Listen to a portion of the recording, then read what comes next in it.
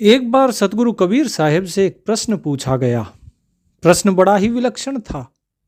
प्रश्न ये था कि जिस शिव को तमोगुणी कहा जाता है, उसी शिव का स्थान ब्रह्मा और विष्णु से भी ऊपर है। यदि वो तमोगुणी है तो उनका स्थान नीचे होना चाहिए। ये क्या भेद है कि जो सत्गुणी है विष्णु, उनका स्थान नीचे, और जो तमोगुणी शिव है उनका स्थान ऊपर। आखिर ये माजरा क्या है? कबीर साहब कहते हैं अपने एक शब्द में, ऐसो भ्रम बिगुरचन भारी, कि भाई ये भ्रम जो है ना तुम्हारा, ये बहुत भारी है। ये भ्रम तुम्हारे अंदर जिन लोगों ने डाला हुआ है, इस भ्रम से बाहर निकलो। तुम्हें किसने कह दिया कि जो शिव है वो भांग धतूरा ये सब चीजें खाते हैं? अरे तमोगुणी का अलग ही भाव है, लोग उस भाव को समझ ही नहीं पाते हैं। और इसीलिए लोग कहते हैं अरे जो कुछ कोई भी नहीं खाता उसको शिव खाते हैं। भांग हो, धतूरा हो, कुछ भी हो, आक हो, पेड़ पत्ते, जो भी बेल पत्तर, बोले ये सब कुछ शिवलिंग पर चढ़ा दो। ये सब कुछ केवल और केवल भ्रम है। कबीर साहब कहते हैं कि भाई जिस प्रकार मकान के अंदर कोई व्यक्ति रहता है तो मकान बनाता है कि नहीं, और वो उसमें रहता है। तो कबीर साहब एक दोहा कहते हैं, और उस साखी में क्या कहते हैं साहब? साहब कहते हैं कि बाणी तो पानी भरे, चारों वेद मजूर, और करनी तो गारा करे, रहनी के घर दूर। कि भाई जो वाणी कही जाती है, जो साखी शब्द कहे जाते हैं, ये तो पानी भरते हैं। इनसे सारा सत्य नहीं जाना जा सकता। और जो वेद हैं, ये चारों वेद तो मजदूर हैं। और जो करनी है तुम्हारी, जो लोग कहते हैं ना कि बोलो मत, कथो नहीं, कर्म करो, करनी करो। कबीर साहब ने कहा कि वो करनी तो गारा करती है। गारा अर्थात आजकल जो सीमेंट में चिनाई होती है, मकान बनते हैं। पहले ये मिट्टी के मकान बना करते थे, मिट्टी में चुनाई हुआ करती थी, तो पहले गार बनाई जाती थी। कई जगह उसको तगार भी कहते हैं। उस गारा को अच्छी तरह पानी डाल के उसको दला जाता था, तब वो गार तैयार होती थी। कि करनी तो गारा करे और रहनी के घर दूर, कि रहना तो बड़ी दूर की बात है। इसका भावार्थ क्या था? इसका भावार्थ ये था कि जो वाणी है ना, जब किसी व्यक्ति को उस परमात्मा की चरण शरण में रहना है तो सबसे पहले उसे क्या करना होगा? जो उसकी वाणी है, उस वाणी को मीठा बनाना होगा, उस वाणी को सरल और शुद्ध बनाना होगा। जब उसकी वाणी सरल और शुद्ध बनेगी, और उसके बाद जब वो संतों की वाणी पढ़ेगा, तो उसका हृदय शुद्ध होगा। जैसा वो बाहर बोलता है वैसा अंदर भी होना चाहिए। तो ये हो गया वाणी तो पानी भरे, क्योंकि उस शुद्धता के पानी से आपका हृदय जो है वो निर्मल होगा। इसके बाद क्या कहा कि चारों वेद मजूर। इसके बाद जो वेदों के अंदर ज्ञान दिया गया है, वो जो ज्ञान है, उस ज्ञान को पढ़ के व्यक्ति उस परमात्मा की तरफ चलने के लिए मेहनत करेगा। मजूर किसको बोलते हैं? जो मजदूर होता है, मजदूरी करते हैं। कि ये चारों वेद मजदूरी करते हैं आपको उस परमात्मा की तरफ चलाने के लिए। और उसके बाद क्या कहा साहिब ने कि करनी तो गारा करे।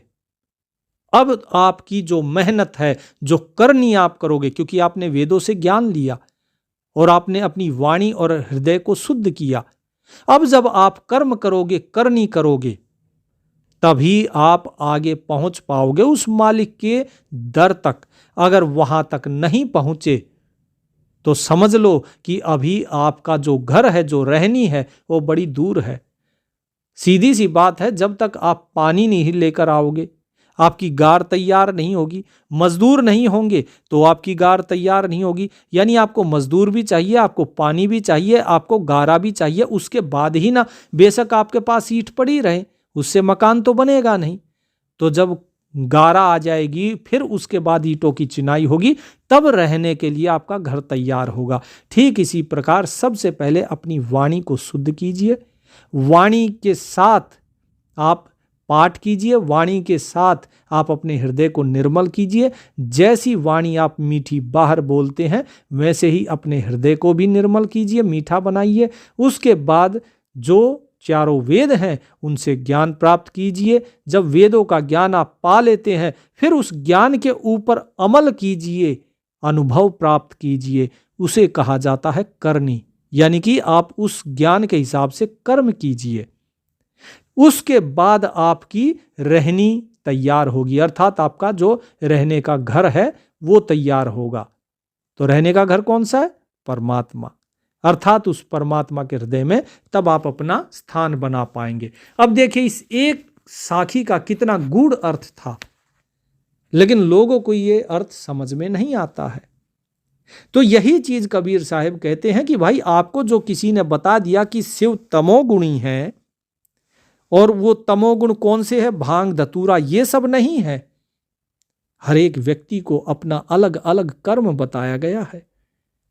इसलिए विष्णु का कर्म अलग है, ब्रह्मा का कर्म अलग है और शिव का कर्म अलग है।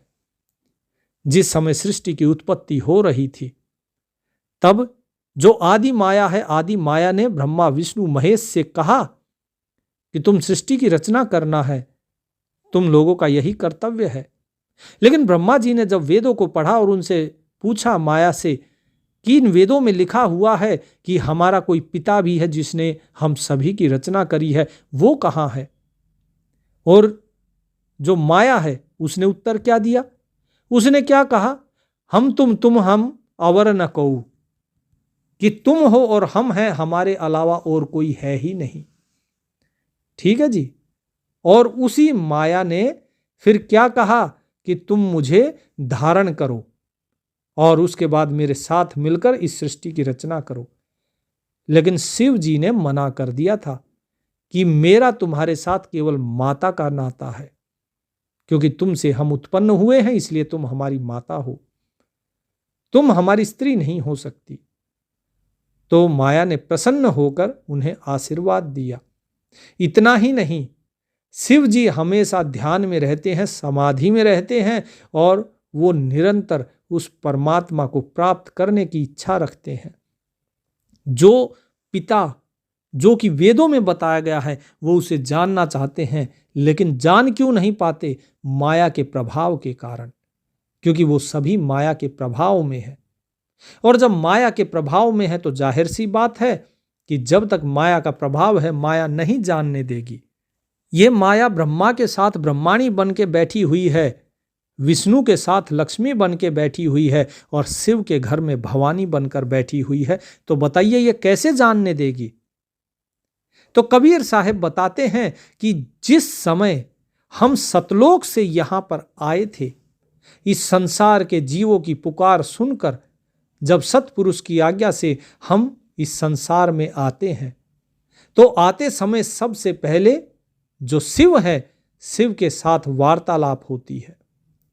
तो इन्हीं शिव को, जिनको कहा जाता है कि ये तमोगुणी है, उनके साथ कबीर साहिब की वार्ता होती है, और कबीर साहिब उन्हें ज्ञान देते हैं और उनको जीवन के 5 रहस्य बताते हैं। कौन से थे ये रहस्य? ये वही रहस्य थे जो भगवान शिव ने फिर बाद में देवी पार्वती को समय समय पर बताए हैं, और उन्हें ज्ञान की और भी बातें बताई।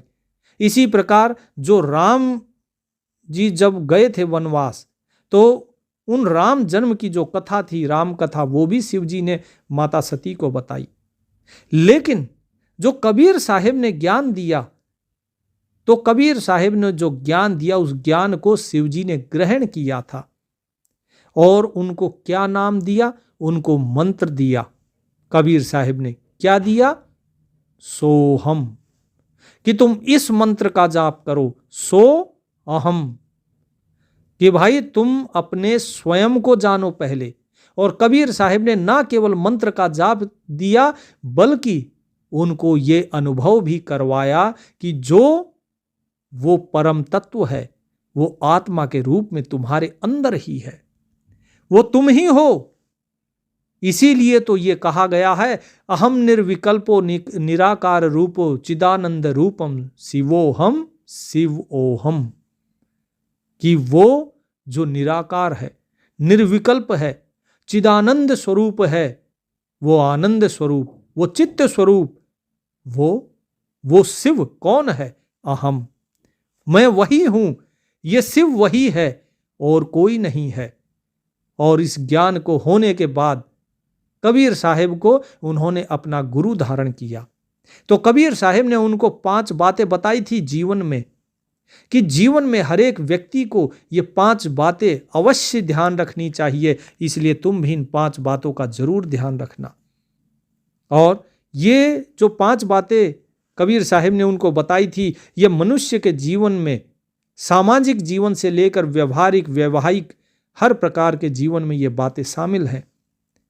तो भगवान शिव ने भी देवी पार्वती को ये 5 बातें बताई, जो हर मनुष्य के लिए उपयोगी है, जिन्हें जानकर उसका पालन हर किसी को करना चाहिए, हर एक व्यक्ति को करना चाहिए। अब बात क्या है? सबसे पहली बात यह थी कि साच बराबर तप नहीं और झूठ बराबर पाप, जाके हृदय साच है ताके हृदय आप, कि सत्य से बड़ा कोई धर्म नहीं है और झूठ से बड़ा कोई पाप नहीं है। ये पहला जो उपदेश था कबीर साहिब का शिव जी को, उस चीज का उन्होंने अक्षर से पालन किया, क्योंकि जिसके हृदय में साच है उसके हृदय में स्वयं वो परमात्मा विराजमान रहता है, और जिसके हृदय में परमात्मा है वो स्वयं ही वो परमात्मा स्वरूप ही रहता है। इसलिए आप देखेंगे कितने भी ग्रंथ, वेद, पुराण कुछ भी उठाकर देखिए, आप देखेंगे कि किसने छल नहीं किया, लेकिन शिव जी ने किसी के साथ छल नहीं किया। उन्होंने कभी असत्य नहीं बोला। कुछ भी हो, चाहे राम अवतार हो, चाहे कृष्ण अवतार हो, विष्णु ने आकर झूठ बोला भी, बुलवाया भी, लेकिन शिव जी ने नहीं किया। तो कबीर साहिब ने जो उनको कहा कि साच बराबर तप नहीं और झूठ बराबर पाप, जाके हृदय साच है ताके हृदय आप। तो मनुष्य जीवन का सबसे बड़ा धर्म और अधर्म मानी जाने वाली जो बात है, उसके बारे में यहां पर कबीर साहिब ने स्पष्ट बताया है कि मनुष्य के लिए सबसे बड़ा धर्म है सत्य बोलना, सत्य का साथ देना, और सबसे बड़ा अधर्म है असत्य बोलना या असत्य का साथ देना। इसलिए हर किसी को अपने मन, अपनी बातें और अपने कामों से हमेशा उन्हीं को शामिल करना चाहिए जिसमें सच्चाई हो, क्योंकि इससे बड़ा कोई धर्म है ही नहीं। असत्य कहना या किसी भी तरह के झूठ का साथ देना यह मनुष्य की बर्बादी का कारण बन सकता है। एक झूठ को छुपाने के लिए 1000 झूठ बोले जाते हैं, लेकिन सत्य फिर भी उभर कर सामने आ ही जाता है। दूसरी चीज क्या थी? दूसरी चीज यह थी कि मनुष्य को अपने हर काम का साक्षी यानी कि गवाह खुद ही बनना चाहिए। मनुष्य को यह पता होना चाहिए कि वो जो कर्म कर रहा है वो मैं भाव से कर्म ना करे, वो साक्षी भाव से कर्म करे। ना कुछ करे ना कर सके, ना करने जोग शरीर, जो कुछ किया सो तू किया, भयो कबीर कबीर। कि जगह जगह केवल तुम्हारा ही नाम होगा। यदि कबीर कुछ करता है तो कबीर कुछ करने लायक नहीं है, और ना ही कबीर कुछ कर सकता है। जो कुछ करता है वो परमात्मा ही करता है, और जब परमात्मा ही सब कुछ करता है तो फिर उसका कर्ता तो वही हुआ। वो बात दूसरी है कि उसने हर जगह वाहवाही, हर जगह प्रशंसा कबीर की करवा दी। कहने का भाव ये है कि जो भी तुम कर्म करते हो वो सब कुछ ईश्वर के प्रति समर्पण करते जाओ। जो परमात्मा का प्रेरणा हो, आदेश हो, वो सत्य कर्म करो, और केवल निष्काम भाव से करो, अपने मैं भाव से मत करो। कभी भी ये नहीं करना चाहिए कि भाई कोई देख रहा है तो हम अच्छे कर्म करें, कोई नहीं देख रहा है तो हम बुरे करें। कबीर साहब कहते हैं कि अपने कर्म का स्वयं गवाह बनो, फिर चाहे वो अच्छा कर्म हो या बुरा। अगर तुमने बुरा भी किया है तो उसके गवाह बनो कि हाँ, मैंने ये बुरा कर्म कर दिया। अगर ये बुरा किया है तो उससे सीख लो, क्योंकि जो कर्म हो चुका उसके लिए तुम केवल पश्चाताप कर सकते हो। क्योंकि एक प्रायश्चित से कर्म के कर्म फल को कहते हैं कि धुल जाता है। लेकिन वो प्रायश्चित भी तब जब आपके हृदय में पीड़ा उठती है। यदि आप ये सोचो अरे मैंने गलत कर दिया, इस प्रकार सोचने से कुछ नहीं होता। इसीलिए बुरा कर्म करते समय भी देखो कि मैं जो कर्म कर रहा हूं ये सही है कि गलत है, और जैसे ही तुम्हें आभास हो कि मैं बुरा कर्म कर रहा हूं उससे पीछे हट जाओ। उसे कभी भी ये नहीं सोचना चाहिए व्यक्ति को कि उसके कर्मों को कोई देख नहीं रहा। कई लोगों के मन में गलत काम करते समय ये भाव मन में होता है कि उन्हें कोई देख नहीं रहा है, और इसी वजह से वे बिना किसी के डर के पाप कर्म करते चले जाते हैं। लेकिन सच्चाई कुछ और ही होती है। एक घटना बताता हूं। जब भगवान बुद्ध के पास दो व्यक्ति आते हैं उनके शिष्य बनने के लिए, भगवान बुद्ध उनको दो तोते देते हैं कि इन तोतों को लेकर जाओ और वहां पर इनको मार के आना जहां कोई देख ना रहा हो।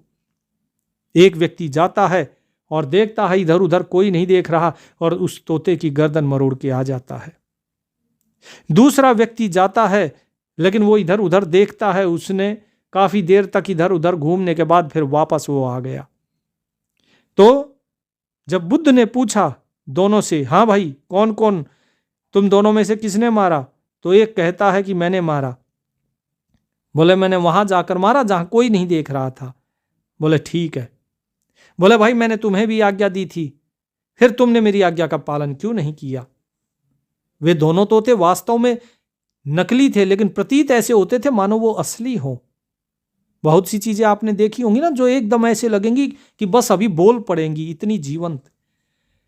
तो बुद्ध ने जब उससे ये प्रश्न किया दूसरे व्यक्ति से, उसने कहा कि भगवान मैं क्या करूं, मुझे कोई ऐसी जगह दिखी ही नहीं जहां पर कोई मुझे ना देख रहा हो। जहां भी देखूं मुझे 3 लोग अवश्य देख रहे थे। बुद्ध ने पूछा कौन से 3? तो उस व्यक्ति ने जवाब दिया सबसे पहला ये निर्जीव, ये बेचारा तोता। इसकी आंखों में मुझे वो करुणा दिखाई दे रही थी। मुझे ये लग रहा था चाहे मुझे कोई देखे या ना देखे, लेकिन ये तोता तो देख ही रहा है जिसे मैं मारने वाला हूं। इसके मन में क्या चल रहा होगा? दूसरा, मैं स्वयं, मेरा मन तो जानता है ना कि मैंने किसी तोते को मारा है और मैं इस प्रकार का पाप नहीं कर सकता। बुद्ध ने पूछा कि तीसरा कौन? तो उस व्यक्ति ने कहा तीसरी इस प्रकृति के अंदर समाया वो परमात्मा, वो कण कण में है। मैं जहां भी जाऊं, चाहे नदी हो, चाहे वृक्ष हो, चाहे पौधे हो, लेकिन वो मुझे देख रहा है। इन तीनों से तो मैं बच नहीं पाऊंगा, तो इसलिए मैं इसे वापस ले आया। तो बुद्ध ने उस पहले व्यक्ति को भगा दिया और केवल उसको कि जो वास्तव में सत्य देखता है, जो परोपकारी है, जो दयावान है, जो कर्म करते वक्त ये देखता है कि सत्य क्या है, असत्य क्या है, केवल वही अधिकारी है ज्ञान का। तो यही चीज कबीर साहिब कहते हैं कि ये मत सोचो कि कोई तुम्हें देख नहीं रहा है, तुम स्वयं अपने गवाह बनो। जिस प्रकार वो व्यक्ति स्वयं गवाह बना कि और कोई देखे ना देखे, लेकिन मुझे तो पता है ना कि मैंने तोते को मारा या नहीं मारा, ये पाप किया कि नहीं किया। और यदि आप इस प्रकार का भाव, स्वयं के कर्मों का साक्षी भाव मन में रखोगे, तो अपने आप ही तुम्हारे मन से पाप करने का भाव चला जाएगा। फिर कोई भी पाप कर्म करने से तुम स्वयं ही खुद को रोक लोगे। इसके बाद कबीर साहब ने तीसरी बात जो बताई थी शिव जी को, वो तीसरी बात जो आगे फिर शिव जी ने माता पार्वती को बताई कि किसी भी मनुष्य को मन, वाणी और कर्म के द्वारा पाप की इच्छा नहीं करनी चाहिए।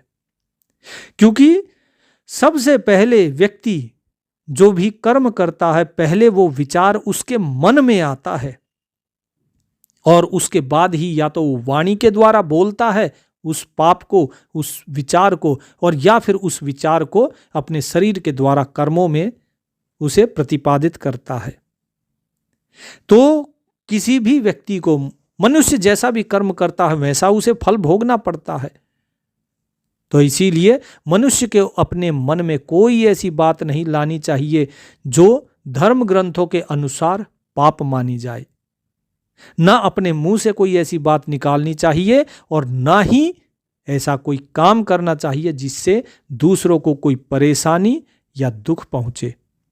पाप कर्म करने से मनुष्य को न सिर्फ जीवित रहते हुए बल्कि मृत्यु के बाद भी अनेकों अनेक योनियों में जाकर इसका दंड भोगना पड़ता है। मरने के बाद भी नरक में यातनाएं झेलनी पड़ती हैं। इसीलिए व्यक्ति को कभी भी ऐसी इच्छा ही नहीं करनी चाहिए अपने मन में जिससे कि कोई पाप होता हो। इसके बाद शिव जी पूछते हैं कबीर साहब से कि व्यक्ति को ये सारे कर्म ना करने के बाद जब भक्ति में सफल होना हो तो उसे क्या करना चाहिए। तो कबीर साहब बताते हैं कि संसार में चाहे व्यक्ति भक्ति में चले, चाहे वो व्यक्ति सांसारिक किसी उन्नति को प्राप्त करना चाहे, लेकिन उसको ये सब कुछ प्राप्त करने के लिए केवल एक ही चीज करनी चाहिए और वो है अनासक्ति। संसार में हर मनुष्य को किसी न किसी मनुष्य, वस्तु या परिस्थिति से आसक्ति नहीं होनी चाहिए, लगाव नहीं होना चाहिए, क्योंकि जो आसक्ति और लगाव होता है, ये लगाव और मोह, ये ऐसा जाल है जिससे छूट पाना बहुत ही मुश्किल होता है। भविष्य में तुम देखोगे इस सृष्टि में कि लोग अपने मोह के कारण स्वयं ही अपना विनाश कर लेंगे। इससे छुटकारा पाए बिना मनुष्य कभी भी सफलता की सीढ़ी को चढ़ ही नहीं सकता, वो कभी भक्ति में सफल हो ही नहीं सकता। कोई भी व्यक्ति जब तक मोह के बंधन में बंधा हो वो कभी सफल हो ही नहीं सकता। जब व्यक्ति किसी बंधन को तोड़ देगा तभी तो वो आगे बढ़ेगा। बंधन चाहे कोई भी हो, जब तक वो तुम्हारे ऊपर पड़ा हुआ है तब तक तुम आगे नहीं बढ़ सकते। यही चीज भगवान शिव ने भी माता पार्वती को समझाई कि जब भी कोई व्यक्ति भक्ति में चलता है तो उसे इस सांसारिक मोह को त्यागना होता है। जब भी कोई व्यक्ति अपने गुरु के पास जाता है विद्या ग्रहण करने के लिए, गुरुकुल में जाता है, तो उसे परिवार का त्याग करना ही होता है।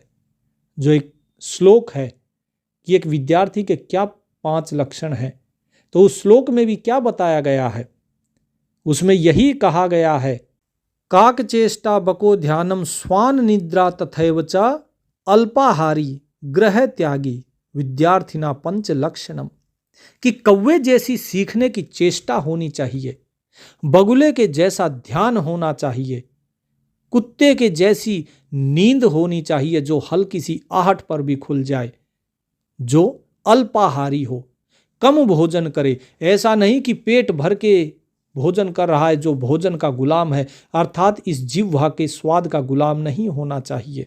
और ग्रह त्यागी, अर्थात ग्रह का जो त्याग कर सकता है केवल वही विद्या को ग्रहण कर सकता है।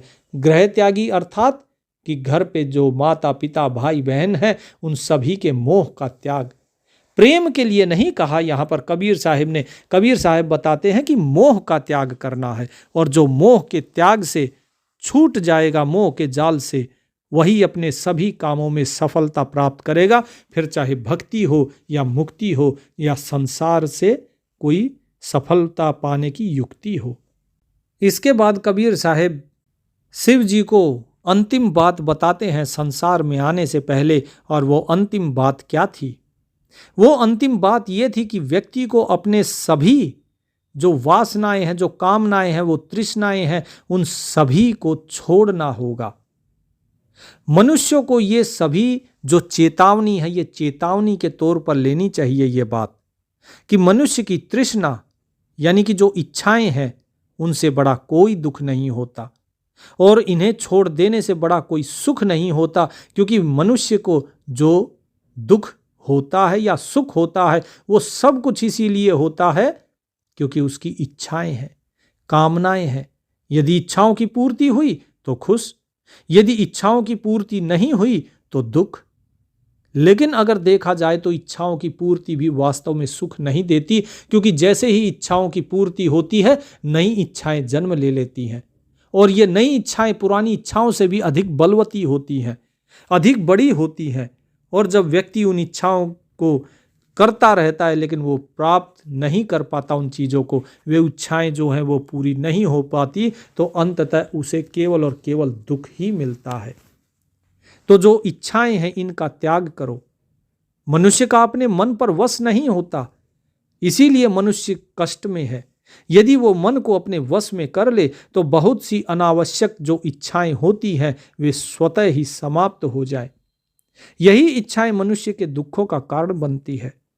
तो जरूरी है कि मनुष्य अपनी आवश्यकताओं और इच्छाओं में अंतर समझे और फिर जो अनावश्यक इच्छाएं हैं उनका त्याग करके शांत मन से जीवन बिताए। क्योंकि यदि इच्छाएं रहेंगी, कामनाएं रहेंगी तो न भक्ति होगी, न ज्ञान प्राप्त होगा, न विद्या प्राप्त होगी, न सफलता प्राप्त होगी, कुछ भी मनुष्य प्राप्त नहीं कर पाएगा। कबीर साहिब की इन पांचों बातों को धारण करने के बाद शिव जी ध्यान में बैठते हैं और जो कबीर साहिब ने सोहम मंत्र दिया था उस सोहम मंत्र का वो जाप करते हैं भाव के साथ, अर्थ के साथ, और वो उस स्थिति को प्राप्त करते हैं जहां पर वो अपनी सर्वोच्च स्थिति पर पहुंचते हैं, अपने आत्म स्वरूप के दर्शन तक। और इसी आत्म स्वरूप के दर्शन के कारण ही शिव जी का स्थान सबसे ऊपर है, तीनों देवताओं में सबसे ऊपर है। ब्रह्मा विष्णु से ऊपर आता है शिव का स्थान। अब बात आती है तमोगुण की, जहां से बात शुरू हुई थी कि उन्हें तमोगुणी क्यों कहा जाता है। क्योंकि जो रजोगुण है, रज का अर्थात होता है क्रिया। जब भी कोई क्रिया होती है तो उसे कहा जाता है रज। तो रजोगुण यानी कि क्रिया, काम, तो जो कि ब्रह्मा को मिला, यह गुण ब्रह्मा को दिया गया था। इसके बाद दूसरा क्या होता है? दूसरा होता है सत्व गुण। सत्व गुण क्या होता है? सत्व गुण है जो चीज सत्य है। और सत्य कौन सी चीज है?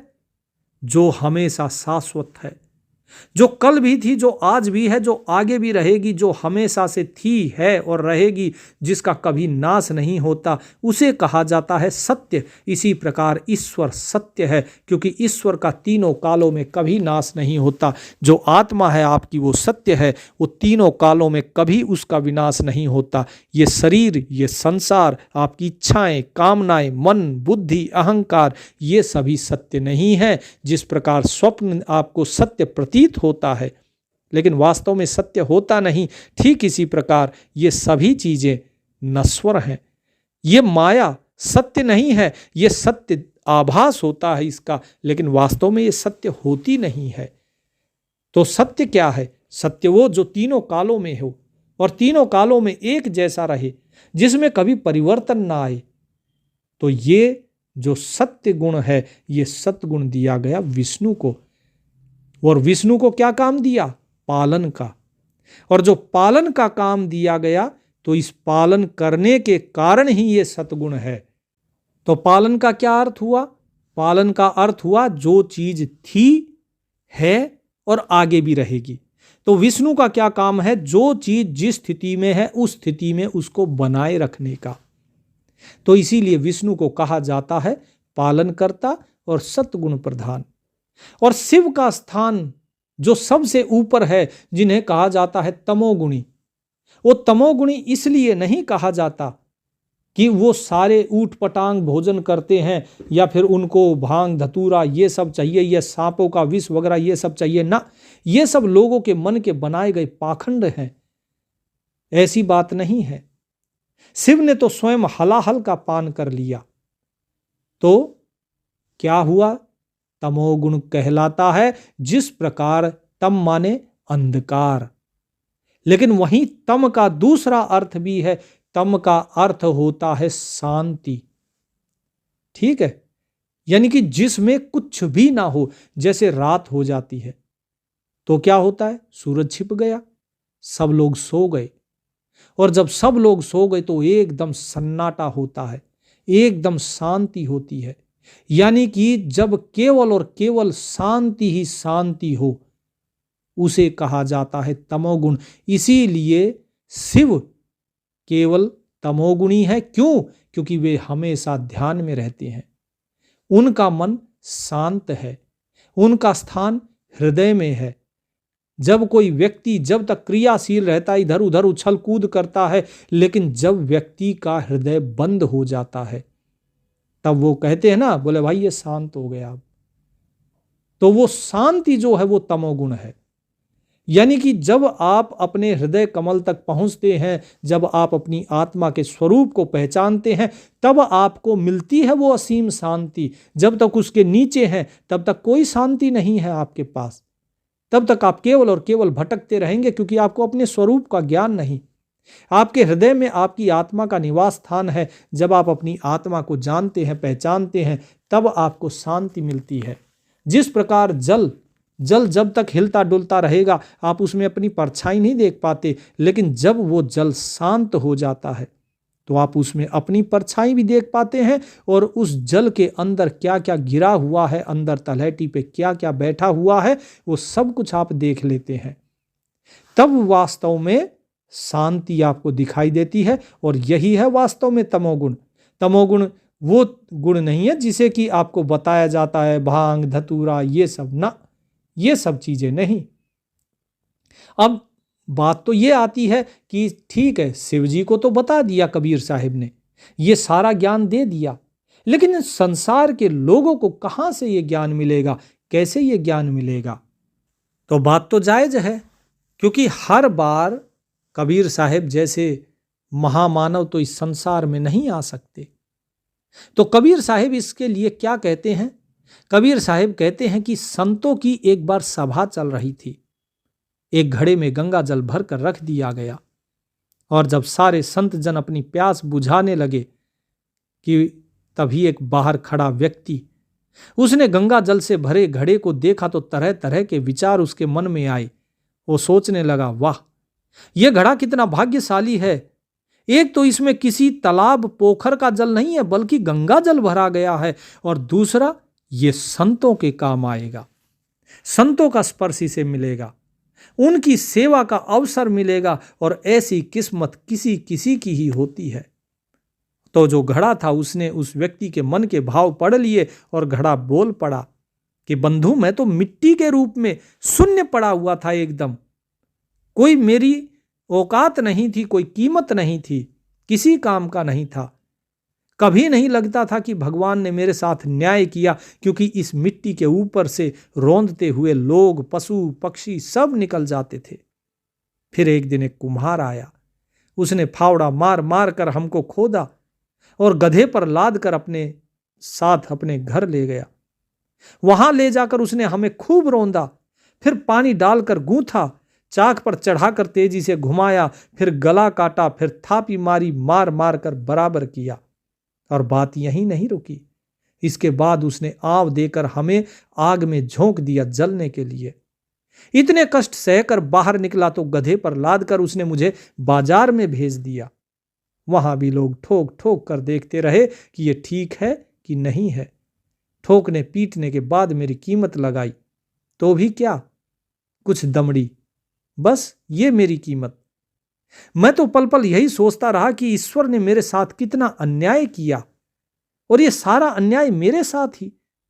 रोज एक नया कष्ट, एक नई पीड़ा देते हो।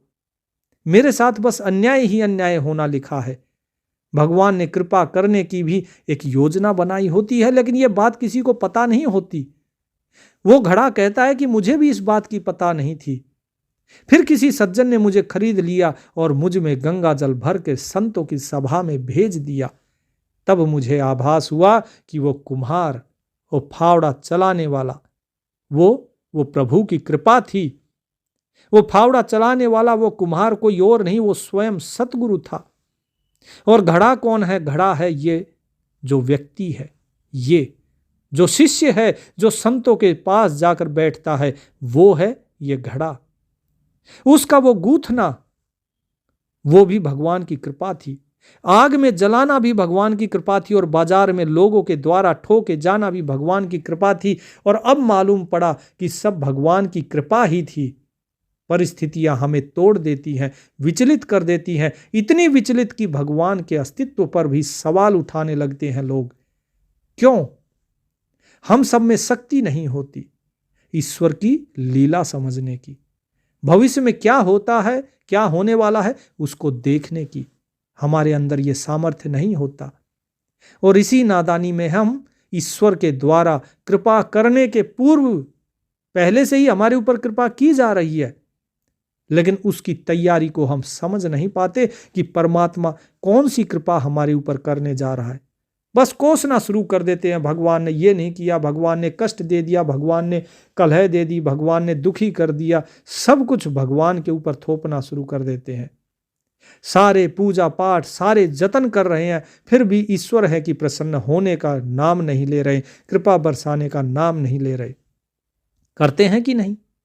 हम यही तो करते हैं, लेकिन कभी धन्यवाद देते हैं क्या?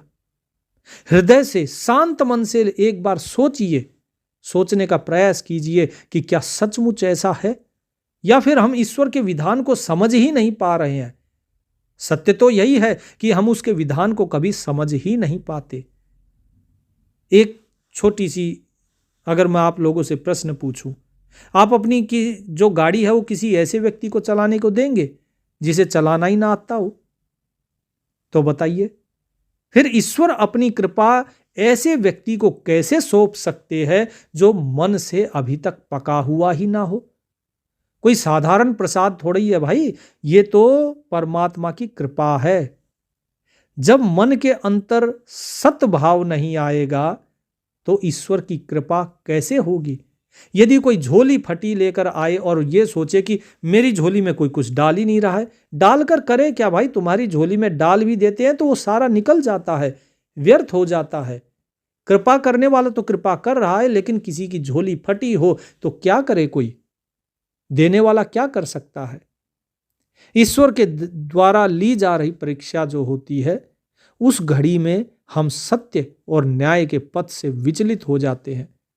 हम कितना ही अपने आप को ये कहें कि हमारे अंदर बड़ी शीलता है, हमने क्रोध पर विजय पाई, हमने काम पर विजय पाई, हमने अपने लोभ पर विजय पाई, लेकिन जैसे ही परिस्थितियां आती हैं, हमारी परीक्षा होती है, हम सारा ज्ञान भूल जाते हैं। और जिस प्रकार तोते को राम राम रटाया जाता है, लेकिन बिल्ली दिखते ही वो राम राम छोड़कर टैं टैं करना शुरू कर देता है, यही हाल हम लोगों का है।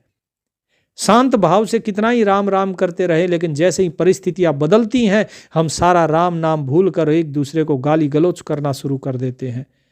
और फिर हम कहते हैं कि प्रभु की कृपा नहीं हो रही, ईश्वर की अनुकंपा नहीं हो रही।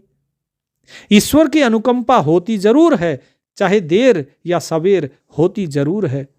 यह सब कुछ आपके कर्मों के ऊपर निर्धारित करता है। कर्मों से ही तय होता है कि ईश्वर की कृपा दृष्टि में समय कितना लगना है।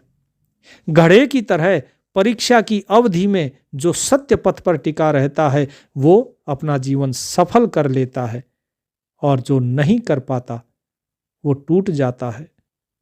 तो क्या करना चाहिए? धैर्य रखिए। इंसान है तो उसका टूटना स्वाभाविक है, पर टूटे नहीं इसके लिए क्या करें? इसके लिए एक ही मार्ग है कि धीरज रखिए और संतोष रखिए। जो प्राप्त है वो भी पर्याप्त है, बस ये सोचना शुरू कर दो और ईश्वर का हमेशा धन्यवाद दो, क्योंकि जो आपको दिया जा रहा है वही आपके लायक है। क्योंकि हो सकता है आने वाले समय में आपको पता नहीं कितना मिलना हो, क्या पता आप किस चीज के मालिक बनने वाले हैं, ये केवल परमात्मा जानता है। जिस दिन ये सोचना शुरू कर देंगे, उस दिन आपको आत्मिक आनंद मिलने लगेगा। यदि किसी मनुष्य को यह बता दिया जाए कि भाई आज से 3 महीने बाद तुम्हारी मृत्यु हो जाएगी, वो 3 महीने तक तिल तिल करके मरेगा, क्योंकि अब उसे यह पता है कि मेरी मृत्यु इस तारीख को होनी है। जैसे जैसे वो तारीख नजदीक आएगी, वो रोजाना मरता जाएगा। लेकिन जब तक उसे नहीं पता है, तब तक वो सारे सुख भोगेगा, वो आनंद से जिएगा। तो इसीलिए व्यक्ति दुखी ना हो, परेशान ना हो। परमात्मा इसलिए ये भविष्य किसी को नहीं बताते, लेकिन वो हमेशा आपके अच्छे के लिए लगे रहते हैं। आज आपके जीवन में कष्ट है तो हो सकता है ये भविष्य में कुछ अच्छा करने के लिए हो। जब तुलसीदास जी अपनी पत्नी के पास पहुंचते हैं, रत्ना के पास पहुंचे, तो उसने क्या कहा उनकी पत्नी ने कि जितनी प्रीति तुम्हारी मेरी इस जो चमड़ी है, इस चमड़ी में है, इस देह में है, इतनी अगर श्री राम के चरणों में होती तो आज तुम भवसागर से पार हो गए होते। वो एक कटाक्ष उनकी आंखें खोल देने के लिए काफी था। यदि वो कटाक्ष न किया गया होता तो आज जिस तुलसीदास को आप जानते हैं, वो राम बोला ही बन के रह जाते, वो तुलसीदास नहीं बन पाते। तो इसीलिए जो हो रहा है उसे होने दो, वो आपके अच्छे के लिए हो रहा है, वो आपको पकाने के लिए। आज अगर आपको पकाया जा रहा है अग्नि में, भट्ठी में पकाया जा रहा है, परीक्षाओं की भट्ठी में, इसलिए ताकि आप आगे चल के आपकी कीमत बन सके। सोने को तपाओगे नहीं तो वो कुंदन नहीं बनेगा, यदि मटके को पकाओगे नहीं तो वो कच्चा रह जाएगा। इसलिए तपना तो पड़ेगा, पकना तो पड़ेगा। औजार तभी बनता है जब लोहे को भट्ठी में पिघलाया जाता है, उसको आकार दिया जाता है। जो लोहा भट्ठी में नहीं तपा होता, जंग लग के वो समाप्त हो जाता है। तो इसीलिए परमात्मा का हर हाल में धन्यवाद दो। और जो कबीर साहिब ने 5 जो गुण बताए थे, जो 5 ज्ञान दिए शिव जी को, जो बाद में शिव जी ने माता पार्वती को बताए, उन पर हमेशा जीवन में अमल करना, तो अपने आप ही सारे दुख आपसे दूर रहेंगे और भक्ति मार्ग स्वयं ही आपके लिए प्रशस्त हो जाएगा। न केवल भक्ति मार्ग बल्कि संसार की भी जो भी चीज़ में आप सफलता प्राप्त करना चाहें उसमें आप सफल हो जाओगे। परमात्मा आप सभी का कल्याण करें। सत साहिब।